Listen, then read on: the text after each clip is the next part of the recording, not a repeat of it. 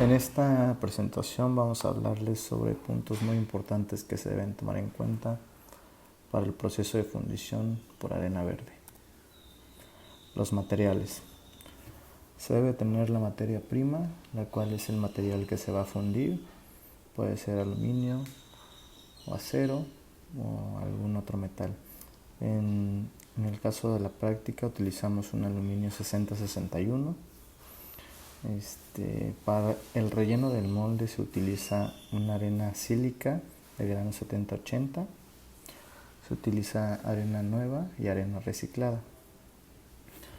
Se utiliza bentonita, la cual tiene la función de adherir los granos en reacción con el agua. A la hora de mezclar la arena, la bentonita y el agua, lo que hace es adherir esta mezcla. Las cajas de molde, que es donde se va a meter toda la mezcla y donde se va a imprimir la pieza. El horno, que es donde se funde nuestro metal. El crisol, que es específicamente donde se coloca el metal y ese crisol se mete al horno para fundirlo. Posteriormente un set de herramientas, las cuales son lamas, espátulas, cucharas, martillo y apisonador. Y por último un equipo de seguridad, el cual nos protege de la radiación a la hora de estar cerca del horno. Es un traje completo que involucra botas, pantalón, la parte de arriba del pecho, como una playera completa y una tipo máscara. Estos trajes son de asbesto aluminizados. El diseño del modelo. Con modelo nos referimos a la pieza que queremos producir. Algunos de los factores que se deben tomar en cuenta es un diseño fidedigno de la pieza original, es decir, que tenga las dimensiones exactas para que tengamos un modelo adecuado. La disposición del modelo dentro del molde.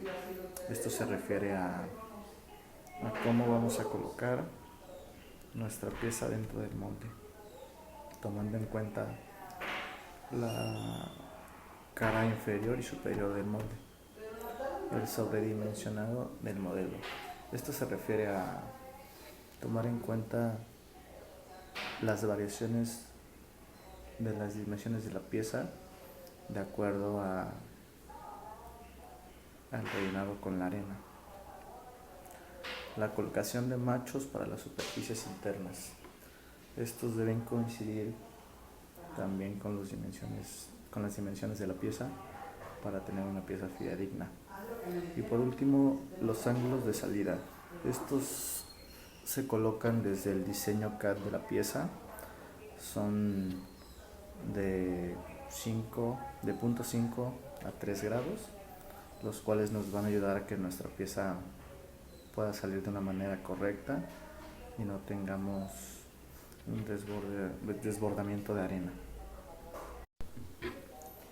Preparación de la mezcla.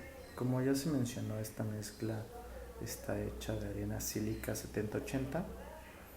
Se utiliza en 90% arena reciclada y en un 10% arena nueva. El 4% conforme al volumen total de nuestra arena ya mezclada será de bentonita y de igual manera tendremos un 6% de agua. En esta parte de elaboración del molde hay que tener en cuenta estos puntos importantes.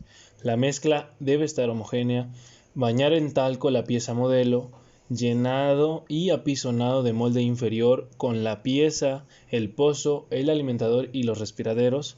También el apisonado y llenado de molde superior generando bebedero y respiradero. La pieza modelo se baña en talco para facilitar su extracción. La arena más fina se coloca por encima del molde para una adhesión más eficiente en la superficie de la pieza modelo y después se coloca la mazarota, la cual se compacta alrededor con arena más gruesa. Cuando se retira el modelo, la cavidad donde se formará la pieza de fundición permanece.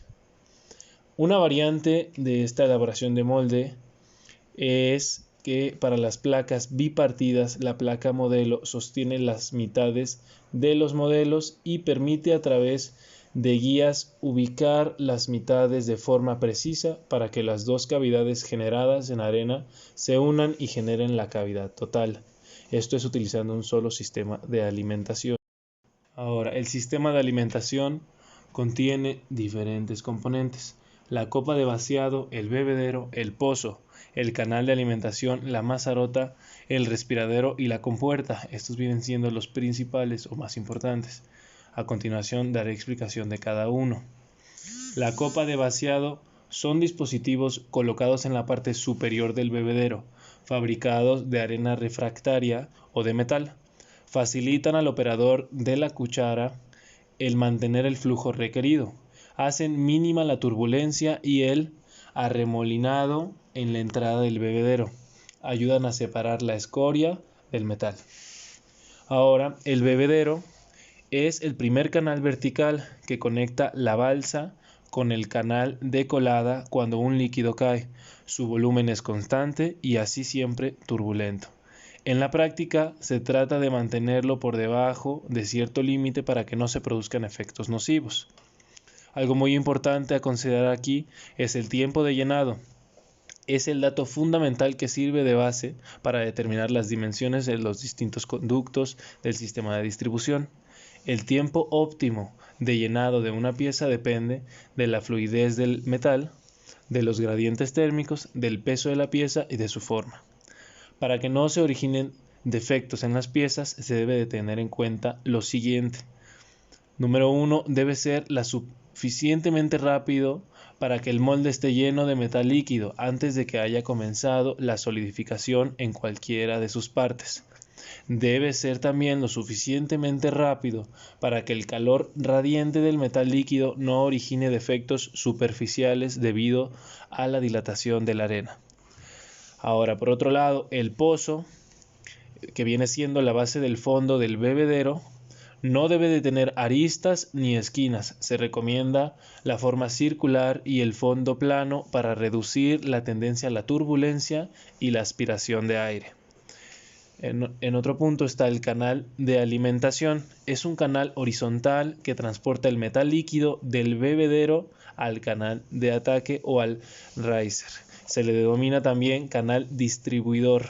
Son de sección rectangular y se deben diseñar de forma tal que permitan distribuir el metal en forma uniforme a la pieza. Ahora, la mazarota es el depósito de metal fundido que se coloca en los sitios de molde que son críticos, zonas que tienden a generar defectos de fundición como rechupes en piezas de paredes gruesas y aportan material para evitarlos durante el proceso de solidificación del metal. El respiradero permite el flujo hacia el exterior del aire y los gases que se acumulan durante el proceso de fundición en el interior del molde. Por último, la compuerta. Son las conexiones entre los canales de alimentación y la pieza a fundir. Con frecuencia son preferibles y necesarias varias compuertas para piezas grandes. Esto permite una temperatura de vaciado inferior y reducir los gradientes térmicos. Algunas consideraciones en el diseño de compuertas son las siguientes.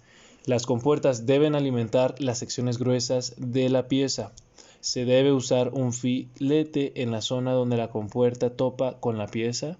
Esto produce menos turbulencia que la conexión abrupta. El bebedero debe estar lo suficientemente separado de su compuerta más cercana para que se pueda separar fácilmente. La longitud de la compuerta debe ser de 3 a 5 veces su diámetro. La sección transversal debe ser lo suficientemente grande para permitir el llenado del molde, pero más pequeña que la sección transversal del canal de alimentación. Para empezar el proceso de fundición necesitamos nuestra materia prima, que en nuestro caso es aluminio. En la tabla vemos algunas de sus características generales, como por ejemplo su temperatura de fusión, que son los 933.47 Kelvin y son aproximadamente 660.32 grados Celsius. El primer paso es poner el aluminio en nuestro crisol. Después, colocar el crisol con la materia prima dentro del horno. El tercer paso es encender el horno hasta que el aluminio quede totalmente líquido. Se estima un tiempo de 35 minutos. En este tiempo, las personas que vayan a sacar el crisol deben irse colocando el equipo de seguridad y sujetando las pinzas de agarre. Una vez ya líquido el aluminio, se procederá a verter el líquido en el molde. Para el proceso de vertido se debe ser extremadamente cuidadoso, ya que estamos tratando con temperaturas muy elevadas, por arriba de los 500 grados Celsius. Como ya se mencionó, se debe usar el equipo de seguridad completo. Una vez la materia prima esté líquida, una persona se encargará de abrir el horno y la otra de estar sujetando las pinzas de agarre. Cuando la persona termine de abrir el horno, deberá sujetar el otro extremo de las pinzas de agarre, y entre los dos sujetar el crisol y llevarlo hacia el molde. Pero antes de empezar el proceso de vertido, se deberá quitar la costra que se forma en la parte superior del líquido. Una vez hecho esto, ahora sí procederemos a vertir. No se debe vertir muy rápido, porque el líquido puede caer fuera del molde y a nuestra pieza le faltaría materia prima. Tampoco se debe vertir muy lento, porque se puede empezar a solidificar por partes y no como una sola pieza. Generalmente se realiza el desmoldeo mediante vibración, pero para fines más prácticos se realiza como en la imagen, con golpes a la arena. Posiblemente quede arena adherida a la pieza y desperfectos en la superficie de la misma, por lo que tratarla con un chorro erosivo o con algún chorro que incorpore sólidos abrasivos puede ser beneficioso, y mazarotas que vienen desde el diseño. También se utilizan herramientas de disco esmeril de banco para eliminar rebabas y excesos de material. Otros métodos adicionales pueden ser corte por cizalla o oxicorte.